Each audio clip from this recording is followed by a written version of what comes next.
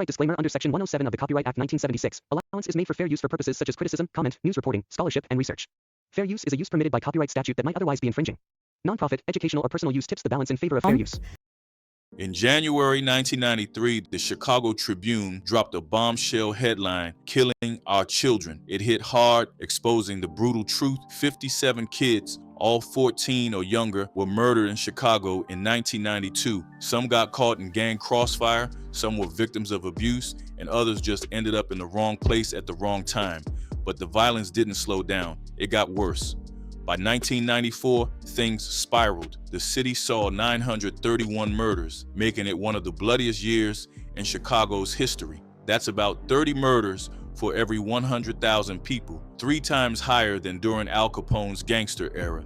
It was straight up chaos. And in the middle of all that madness, one face stood out, 11-year-old Robert "Yummy" Sandifer. But before his name made headlines nationwide in 1994, Robert "Yummy" Sandifer was just another little boy lost in the chaos of Chicago's rough Roseland neighborhood. Born on March 12, 1983, Yummy got his nickname from his love for cookies. But behind that sweet nickname was a life that was anything but innocent. Yummy's mother, Lorena Sandifer, came from pain and passed it down. She was one of 10 kids, born to 4 different fathers, and never even knew her own mother. Her life spiraled early. She dropped out of school in the 10th grade, had her first child at 15, and eventually gave birth to 8 kids in total. Substance addiction gripped her hard, and she got arrested over 30 times, mostly for prostitution tied to her crack habit. At one point, she tried to build a home with Yummy's father, Robert Akins, but that didn't last long. He had his own history with substances and weapons, and according to her, he had a real temper. But it wasn't like she didn't have her own rage either. The signs of neglect started showing early. In 1984, she ignored medical advice for her son Victor's eye condition, and he ended up blind. Just a year later, 22-month-old Yummy was rushed to the hospital, his little body marked up with scratches and bruises. And then another child, his sister, ended up with 2nd and 3rd degree burns on her genitals. Lorena claimed she fell on a radiator, but a nurse at the ER wasn't buying it. She told the court those injuries looked like someone had held the child down on that heater. By the time child services finally removed the kids from the home, the damage had already been done. Neighbors had been raising red flags, saying the kids were left alone all the time. And when police finally acted, what they found in Yummy was a child full of rage and trauma. Scars ran across his leg, looked like he'd been whipped with an extension cord. There were cigarette burns on his shoulders and backside, yet Lorena insisted she never beat her kids, claimed it was chicken pox, said she did the best she could, but admitted there were distractions. Still, those working in the system weren't convinced, so the kids ended up with their grandmother, Janie Fields. Yummy called her mama. In the tight-knit, working-class black community of Roseland, people still remember the day Miss Janie Fields moved into that 2-story house with her deep-rooted family tree. 10 kids, 30 grandkids, all of them had lived under that roof at some point. The neighborhood was full of homeowners who looked out for one another, especially when it came to raising kids. If someone was slipping, others stepped in. That was just the way it worked. But not everyone was welcoming. Some neighbors whispered complaints about noise and mess, and even tried to push the Fields family out with a petition. It didn't work. Still, people said those Fields kids were different, rougher, louder, and always into something. And at the center of all that noise was one kid everybody had an opinion about, Yummy. Neighbors had 2 versions of him in their minds. One was the street menace, a short, wild kid riding around on a seatless black bike, rocking big, baggy clothes and expensive sneakers, even though nobody could figure out where the money came from. His hair was thick and uncombed, his face always holding some kind of scowl or smirk. He ran with a small crew, all of them barely hitting double digits in age, stealing, setting fires, selling substances, the whole package. He'd pull knives and snatch things right from stores like he owned them. He'd even press people for pocket change, and if he saw fear, he'd come back for more. But there was another side, a side that didn't make the headlines, a side that only showed up in small, quiet moments. like when he crossed the street to buy candy from Miss Lulu, who remembered him saying thank you and excuse me like any polite little boy.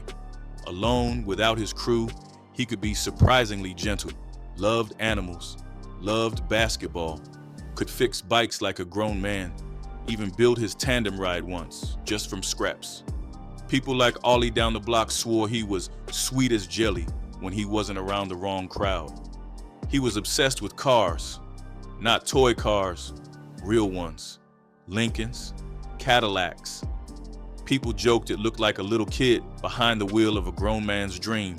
He'd sneak into garages just to watch the mechanics work, soaking up everything from spark plugs to fuel injectors. But just as easily, he'd be seen hurling bricks at car windows or setting them on fire. The sad part, there wasn't much anyone could do. If someone told his grandma, she'd fuss, maybe yell, but that was it. The cops couldn't lock him up, too young. They'd just drop him back home and he'd be right back out the next day like nothing happened. He knew the rules didn't really apply to him. By 8, he'd already dropped out of school. That same year came his first arrest, shoplifting. At 9, he was in court for robbery, though the case fell apart. And by 10, it was like he had a full-time job with the police. One felony after another, his odds of making it past 12 dropped heavy the moment he got tied up with the Black Disciples. This wasn't just some neighborhood crew. The Black Disciples, or BDN, has been a powerhouse on Chicago's South Side since way back in 1960. It all started with David Barksdale, a Mississippi transplant who hit the Chi in '57 and wasted no time building his name in the streets. Within 3 years, Barksdale had built enough clout to form the Devil's Disciples. But he wasn't stopping there. By the end of the 60s, he'd merged multiple street sets into one massive force, officially calling it the Black Disciples Nation. Now Barksdale wasn't the only big dog in town. Larry Hoover, leading the Gangster Disciples, had his own empire growing. In 1969, these two kings decided to come together, creating the Black Gangster Disciple Nation. Okay guys, ceremony starts in 5. One sec, just gotta hymns real quick. Hymns? Yeah, hymns. Hymn 2. Hymns for ED. Always were. Nation, a straight-up powerhouse alliance that reshaped Chicago's gang landscape. But even before that merger, the Black Disciples were in a brutal war with the Blackstone Rangers. That beef got so deep, it almost cost Barksdale his life. 4 Rangers ambushed him outside a bar, leaving him shot up, but he survived, barely. That shootout in '68 messed him up for years, and in 1974, he died from complications tied to those injuries. After Barksdale passed, the Black Disciples split from the alliance with Hoover's crew and stood back up on their own 10 toes. Jerome Freeman, also known as King Shorty, took the reins and led the BD Nation into the newly formed Folk Nation Alliance in 1978. Things stayed cool between them and Hoover's Gangster Disciples for a while, until the truce shattered in 1991. That's when a full-on war popped off between the two sets, turning Chicago's South Side into a battlefield. That's the world Yummy stepped into, pure chaos. He got recruited right in the middle of this war zone, where kids his age weren't just watching violence, they were part of it. On the far South Side, past 99th Street, they called those war-torn blocks the Wild Hun Nets. Gangs started using shorties like Yummy for hits, setups, robberies, whatever needed to be done but couldn't be traced back to grown men. For Yummy, joining the Black Disciples was about more than just gangbanging. It gave him a sense of family he never had. He couldn't read, barely talked, bounced from house to house, jail to foster care. But when the Disciples brought him in, it felt like someone finally saw him. They gave him rank, even if it was the lowest one, and he wore it with pride. He tatted BDN3 on his right forearm like a badge of honor. But the gang wasn't looking out for him. They were using him. They knew the system couldn't touch him the way it did grown men. Juvenile detention was the worst he could get, and even that didn't always stick.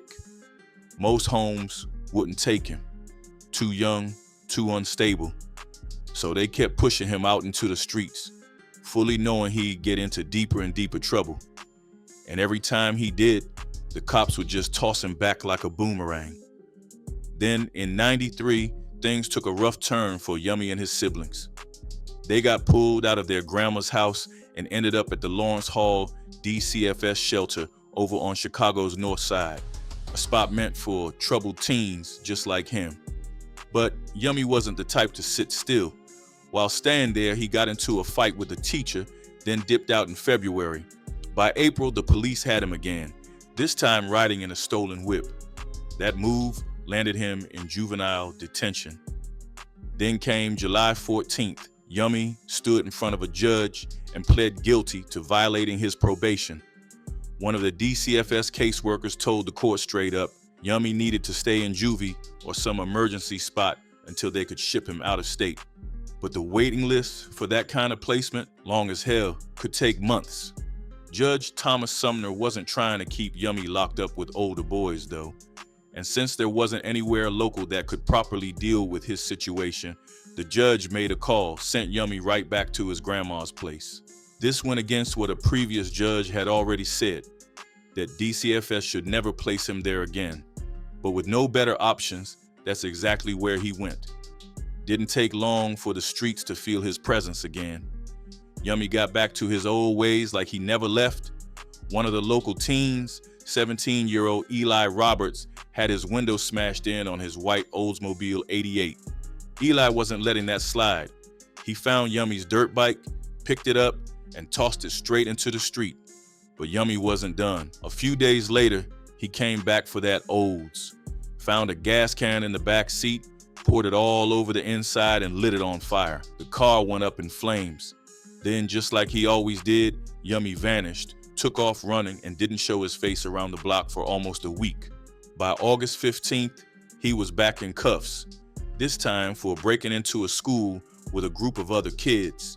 And just 2 weeks after that, on August 28th, he pulled the trigger, fired the shots that would change everything. And by then, it was already too late. It was a Sunday morning, August 28th, 1994, around 10:30, when Yummy stepped out of his house on West 107th Place in Chicago's Roseland neighborhood, told people he was heading to the gas station over on 111th and State, a little over half a mile walk. But this wasn't just about grabbing snacks or killing time. That gas station was a hustle spot for local kids, where they pumped gas for tips until the adults ran them off. That day wasn't just another run to the store. Yummy's gang, the Black Disciples, had given him a task. This was his moment to prove himself. Being just 11 years old, he was perfect for the job. Small, easily overlooked, and not likely to draw too much heat. By 6 p.m., he walked up on a group of boys hanging out near South Perry Avenue and 108th Street. He spotted 16-year-old Keonta Britton and asked that familiar gang question, "Where you from? Who you with?" Keonta told him he wasn't in any gang.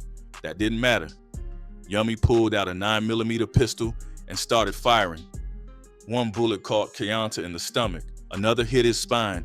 After letting off the shots, Yummy dipped quick.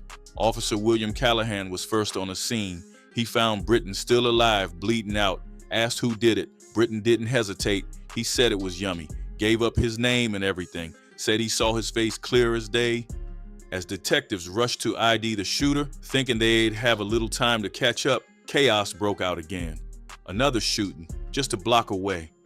14-year-old Shavon Dean had just walked her best friend, Chi-Chi, home and was headed back. She was feeling good about life, excited for her first year at Corliss High School.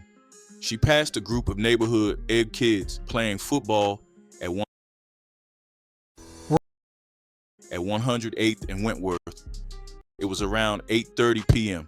The sun was setting. Then came the shots. Yummy showed up again, same pistol in hand, and started spraying bullets at the crowd. One round hit a van, another smashed through someone's living room window. Sammy C, just 16, had just caught a football pass when the shots rang out. He hit the ground fast, but still caught a bullet through his leg and hand. He remembered the moment like a blur, trying not to die. But not everyone made it out. A stray bullet struck Shavon Dean in the head, killing her instantly. The real pain? Shavon and Yummy lived just around the corner from each other. They weren't close, but they knew each other. Her life was taken by someone from her own block, a kid she once saw singing in the church choir. Yummy hadn't meant to kill her. He was aiming for rivals, trying to prove himself to the gang. But that didn't matter now. Siobhan was gone, her future wiped out in seconds. As Yummy fled the scene, people noticed the shirt he had on. It said "Boss" across the front, bold and loud like the moves he'd just made. Meanwhile, back at the crime scene, Siobhan's mother was being held back by her brother, trying to keep her from seeing the condition her baby girl was left in. The same woman who used to take Yummy to church couldn't believe the boy she once helped raise had turned into the one who tore her world apart. By the time midnight hit, early hours of August 29th, Chicago police were already deep in a manhunt for Yummy. They had FBI agents in town too, working on gang-related drug cases, and now everybody was focused on tracking down this 11-year-old boy. Detective Cornelius Spencer later told the court that between 20 to 30 officers were out searching. When they didn't find Yummy at home, they started pulling up at every known address tied to his family. Tips were flying in. People said he might have been seen in places like Riverdale, Harvey, or Dixmoor. Still, no sign of him. Yummy was gone, and Sergeant Ronald Palmer made a real point when he said the boy might not even realize how serious the situation was. Palmer even believed Yummy might have been acting under orders from someone higher up in the gang. And word on the street was this might have been part of a gang initiation. By Tuesday, just 2 days after the shooting, police weren't just looking in the city anymore. They were searching outside Chicago. Commander Earl Nevels talked about how much manpower they had on the case. It didn't make sense how a sixth grader could dodge all these officers unless someone was helping him. And that's what they believed. Yummy wasn't alone. Tactical units, gang officers, detectives, even the FBI Fugitive Task Force, everybody was out hunting. They checked in Milwaukee too, almost 2 hours away because Yummy had people up there. Cops even started bringing up his name during roll calls at every single precinct in the city. That's how serious this was. Since Yummy was the youngest member in the Black Disciples ranks, police started going door to door at every known BD hangout. One spot they hit multiple times was 118 West 108 Place, but each time they showed up, he was gone. The gang was clearly one step ahead, moving Yummy like a chess piece, bouncing him from house to house, sometimes even stashing him in abandoned buildings. Meanwhile, the streets were crawling with police and reporters. All that heat started making the gang nervous. Yummy wasn't just hiding anymore, he was being hunted. That's when the whole thing flipped. The same kid who'd been used as a weapon was now seen as a liability. Earlier that week, Yummy's grandma, Janie Fields, started getting strange phone calls. 3 in total. Each time, the person just hung up without saying anything. Figuring it could be Yummy trying to reach her, she went out and got a caller ID box. One late afternoon, the phone rang again. This time it was him. Yummy was calling from a payphone. The first thing he asked was why the police were looking for him. Janie, trying to protect him, told him to stay put and that she'd come get him. But before she could say much else, the line went dead. Janie didn't waste a second. She grabbed the clean clothes she had packed and rushed out to 95th Street, just like Yummy said. She'd been driving around for days trying to find him herself. She knew if she didn't get to him first, the streets would. There was already talk about a hit being put out on him. She waited at the spot for hours, all the way till 10 p.m., but Yummy never showed. Around 7 p.m. that night, Craig Hardaway, just 16, and his little brother Derek, 14, pulled up to Shanta McGlone's house. Craig was dating her at the time. Both brothers were locked into a Black Disciples set, already deep in their street life. Later that night, around 9 p.m., Craig's pager starts going off. First beep, he hands it to Shanta and tells her to call the number. She does, asks for someone named Kenny, but dude ain't there. Craig passes her another number. This time she gets through and lets the person know Craig's on his way. By 10:30 p.m., Shanta and her cousin got both Hardaway brothers in the car and drove them over to a spot they called Emma's house on 118 West 108 Place. That's where things started shifting. Meanwhile, over at 105th and Ed Brook, 14-year-old Mike Griffin, another Black Disciples member, sees Yummy sitting alone on the porch of an abandoned house. They get to talking. Yummy's tired, says he just wants to go home. Mike tries to help, tries calling a cab from a friend's house nearby, but nothing works. So they start walking to Hamicia Cooper's crib over on 10,609 South Edbrook. They post up on the porch, and that's when Jamesia's mom, Cassandra Cooper, steps in. She talks to Yummy, tries to talk some sense into him, tells him he should turn himself in and go to his grandma's. Yummy listens and gives Cassandra his grandma's number.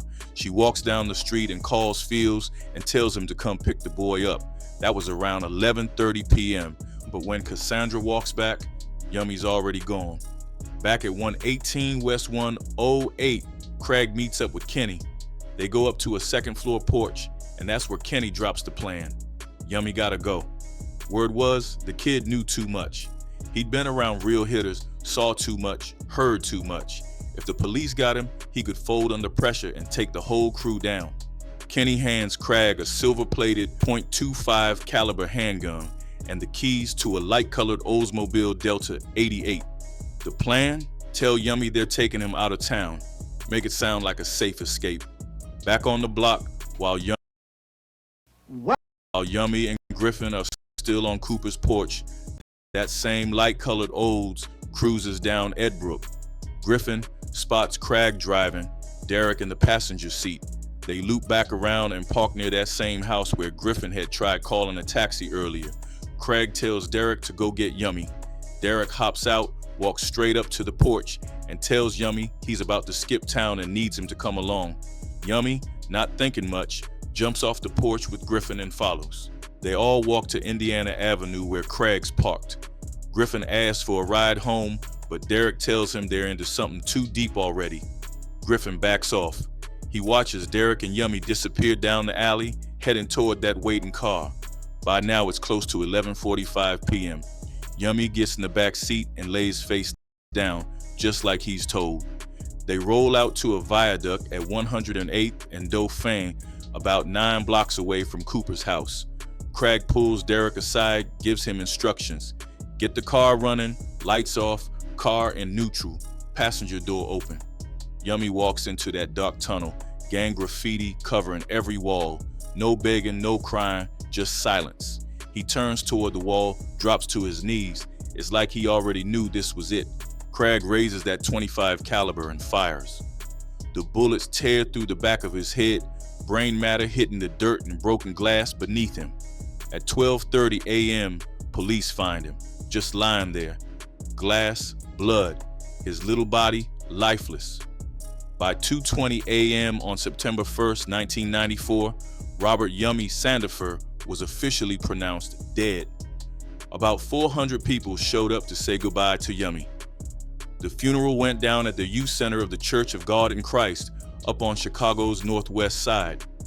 Yummy's small body was laid out in a baggy tan suit with a white handkerchief over his heart and stuffed animals tucked around his shoulders. Kids leaned in close, trying to catch a glimpse of the stitches the mortician left behind, exit wounds still fresh on his young face. The picture on his funeral program, a mugshot. Out of all the photos they could have used, that's the one they could find. The preacher didn't sugarcoat it either. He told the kids in the room to take a good look and make a choice. Don't end up like this. Some parents brought their children, hoping the fear would do what love, school, or the streets couldn't. Lynn Janetta brought her 9-year-old son, Ron. She didn't hide her reasoning. She wanted to scare him straight. She pushed him close to the coffin. Ron tried to keep it together, but later he said Yummy didn't look like he was sleeping. He looked gone. And when his mama nudged him forward, he felt like he was about to fall into the casket. That moment stayed with him, gave him nightmares. But a lot of people in the neighborhood weren't exactly mourning. 13-year-old Morris Anderson, who used to scrap with Yummy, said it plain, Nobody liked that boy, and nobody was going to miss him. His mother sat in her living room the day after the funeral, trying to make sense of it all. In the corner was a white bucket with a frog Yummy caught weeks before. She said he loved fishing. She knew what people thought, that he was a monster, but she remembered a kid who was sweet to her, who called her Reen instead of Mom. Still, even she admitted he blamed her for his pain, but she truly believed he could have been saved if they had gotten him real help when he started stealing cars. The two Hardaway brothers, Derek and Craig, ended up getting convicted for Yummy's murder. But the case took a crazy turn. Derek's confession got tossed out by a federal judge in 2001. For a second, it looked like he might catch a break. But nah, the next year, a federal appeals court brought the conviction right back. In the end, Derek got 45 years and Craig got 60. While Craig was locked up in Danville, he started getting into mentoring programs, talking about wanting to live on his own one day. Then out of nowhere, he had a heart attack and ended up in the hospital. He pulled through, and by December 2020, he finally walked out a free man. Derek had already gotten out earlier in 2016. So was Yummy a victim or a villain? That's the question. He was just 11, but his actions left bodies behind. Was he too young to understand what he'd become, or did the system fail him before he even had a chance to choose? His story goes beyond him. It's about all the kids like Yummy, ignored, broken, forgotten. It's about schools that couldn't catch him, systems that didn't care, and streets that embraced him too early. Yummy should have been running on a playground, not from the police. Should have been figuring out life, not losing it in a hail of bullets. Robert Yummy Sandifer became a cautionary tale, but his name should stand for more. It should spark change, remind us to catch these kids before the streets do, and prove that behind every nickname is a life that mattered. What are your thoughts on this story? Appreciate you watching.